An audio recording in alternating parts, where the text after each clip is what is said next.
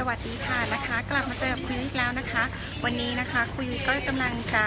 ไปมหาลัยเคมบริดจ์นะคะแต่ว่าคุยก็เหมือนแบบเหมือนกับมาที่ออกฟอร์ดก่อนนะคะก่อนที่จะไปเคมบริดจ์แล้วก็พามาเยี่ยมมหาลัยที่ออกฟอร์ดที่นี่แล้วก็มหาวิทยาลัยต่างๆในที่เมืองออกฟอร์ดนะคะตอนนี้ครูก็จะนั่งรถบัสนะคะอยู่ด้านหลังครูนะรออีกครึ่งชั่วโมงรถจะมานะคะรถก็ออกประมาณ40นาทีหรืออะไรอย่างเงี้ยทุกๆ40นาทีนะคะก็สามารถเดินทางได้จากเมืองออกฟอร์ดไปที่เคมบริดจ์ประมาณ1ชั่วโมงนะคะเดี๋ยวครูมาสอนดูนะคะเดี๋ยวเรามาดูกันนะคะนี่เป็นรถบัสเนาะเราก็มาดูว่าป้ายไหนเนาะอันนี้เขาบอกให้รออันนี้นะ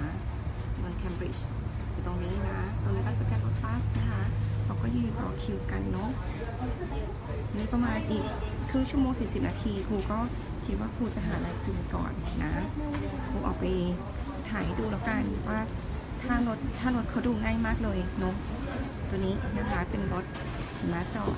มันจะอยู่ข้างหน้าเป็นเหมือนกับแบบเป็นมหาวิทยาลัยเนาะเป็นมีครูก็ผ่านวันนี้ด้วย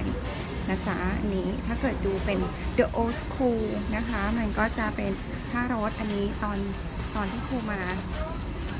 นะคะครั้งแรกก็จะมาที่นี่นะคะ